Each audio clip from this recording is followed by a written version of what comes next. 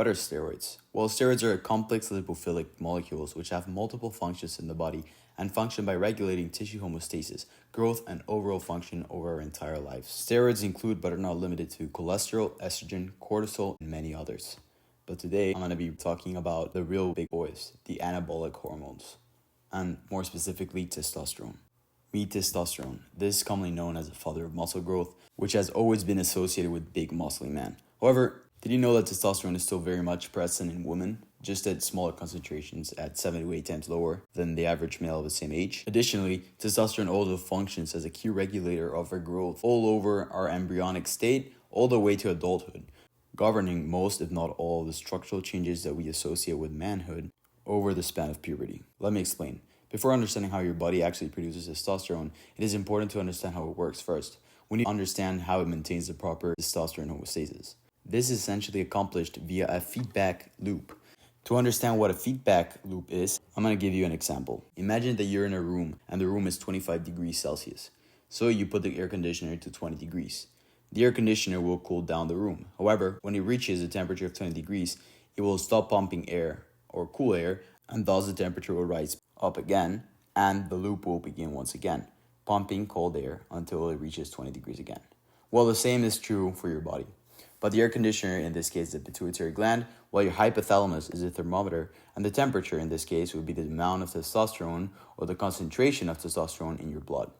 The hypothalamus governs most of the hormones in your body, and in unison with the pituitary gland and your testes, they essentially create the hypothalamic pituitary gonadal axis, or for short, the HPG axis. It can closely monitor its levels in the bloodstream, signaling it to produce luteinizing hormone, or LH for sure, which thereby stimulates your testes to produce more testosterone. And as previously explained, this feedback loop, essentially between your hypothalamus and the pituitary gland and testes, maintain this homeostasis for the testosterone levels you see.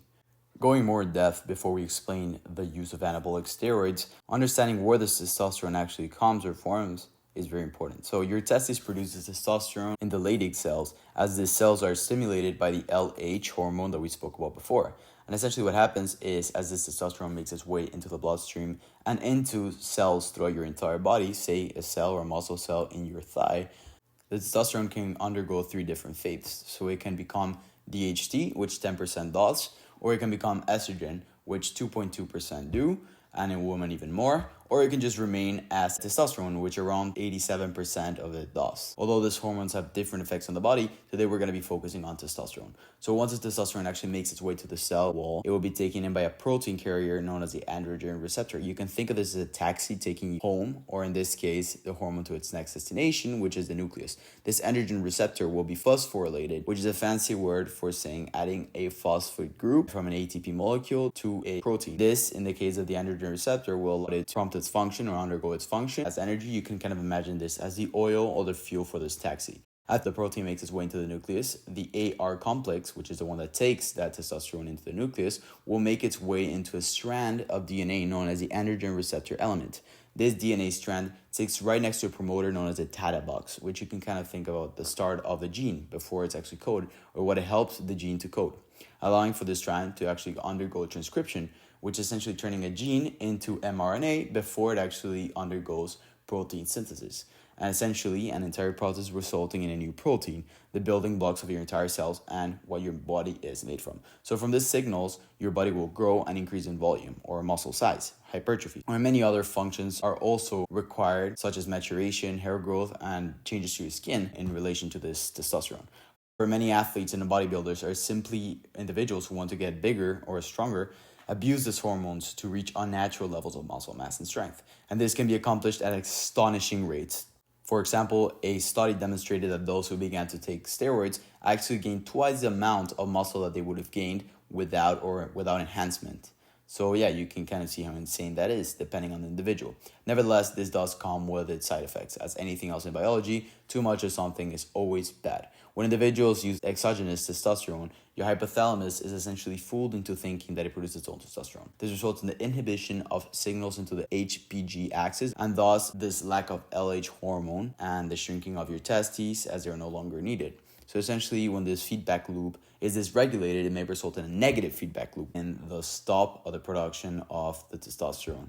Additionally, the high levels of exogenous testosterone may actually be directly toxic to the pituitary cells.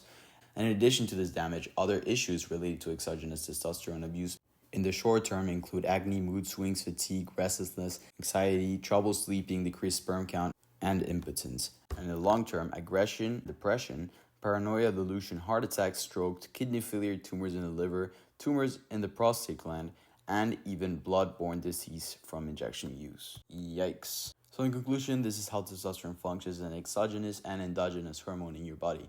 Don't do drugs, and especially not testosterone, unless you're recommended by a professional. And if you do choose to actually pursue your bodybuilding passion, do so with caution. Please drop the subscribe button, as I will be covering more or many more steroids and their functions at a molecular level.